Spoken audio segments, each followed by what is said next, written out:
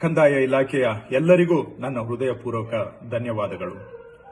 ಕಳೆದ 1000 ದಿನಗಳಲ್ಲಿ ನಮ್ಮ ಸಾಧನೆ ನಿಜವಾಗಿಯೂ ಐತಿಹಾಸಿಕವಾಗಿದೆ. ಹಿಂದೆಂದೂ ಸಾಧ್ಯವಾಗದನ್ನು ನಾವು ಸಾಧ್ಯ ಮಾಡಿ ತೋರಿಸಿದ್ದೇವೆ.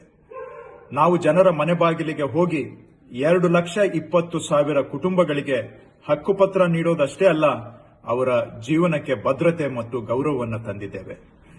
ಒಮ್ಮೆ ಅಸಾಧ್ಯವೆಂದು ಕಾಣುತ್ತಿದ್ದ ದರಖಾಸ್ತು ಪೋಡಿ, ಇ ಪೌತಿ ಆಂದೋಲನ, ಭೂ ಸುರಕ್ಷಾ, ಪ್ರಾಣಿಗಳ ಜೊತೆ ಆಧಾರ್ ಜೋಡಣೆ, ಕಂದಾಯ ನ್ಯಾಯಾಲಯಗಳ ಪ್ರಕರಣಗಳ ವಿಲೇವಾರಿ, ಪೋಡಿ ಮುಕ್ತ ಗ್ರಾಮ, ಇನ್ನೂ ಅನೇಕ ಸುಧಾರಣೆಗಳನ್ನು ಜಾರಿಗೊಳಿಸಿದ್ದೇವೆ.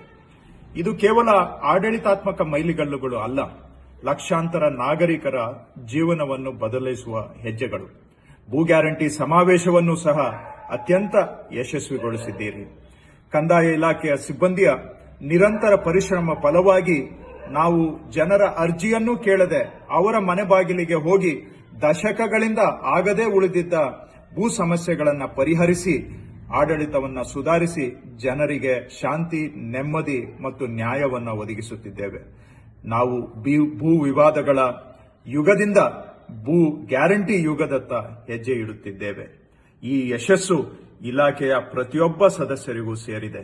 ಗ್ರಾಮ ಸಹಾಯಕ, VAO, RI, surveyor, tahsildar, AC, DC, commissioner, ಪ್ರಧಾನ ಕಾರ್ಯದರ್ಶಿ, ಅಪರ ಮುಖ್ಯ ಕಾರ್ಯದರ್ಶಿ, ನಿಮ್ಮ ಬದ್ಧತೆ ನಮ್ಮ ಇಲಾಖೆಗಷ್ಟೇ ಅಲ್ಲ, ಇಡೀ ಸರ್ಕಾರಕ್ಕೆ ಒಳ್ಳೆಯ ಹೆಸರು ತಂದಿದೆ.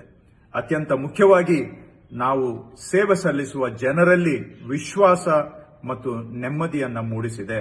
ಕಂದಾಯ ಇಲಾಖೆಗೆ ಗೌರವ ತಂದಿದೆ. ಈ ಇಲಾಖೆಯ ಸಚಿವನಾಗಿ ಸೇವೆ ಸಲ್ಲಿಸುವ ಅವಕಾಶ ನನಗೆ ಸಿಕ್ಕಿರುವುದು ನನ್ನ ಭಾಗ್ಯವೆಂದು ಭಾವಿಸುತ್ತೇನೆ.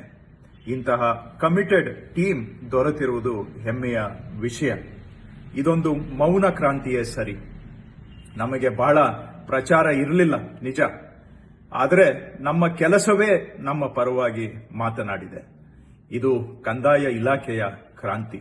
ಉತ್ತಮ ಆಡಳಿತ ಜನರ ಜೀವನದಲ್ಲಿ ಎಂತಹ ಬದಲಾವಣೆ ತರುತ್ತದೆ ಎಂಬುದನ್ನು ನೀವು ತೋರಿಸಿದ್ದೀರಿ.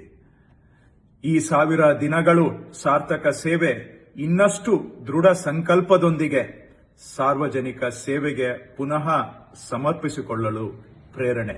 ಒಟ್ಟಾಗಿ ಪಾರದರ್ಶಕ, ಪರಿಣಾಮಕಾರಿ ಮತ್ತು ಜನಕೇಂದ್ರಿತ ವ್ಯವಸ್ಥೆಯನ್ನ ನಿರ್ಮಿಸುವ ಕಾರ್ಯವನ್ನ ಮುಂದುವರಿಸೋಣ.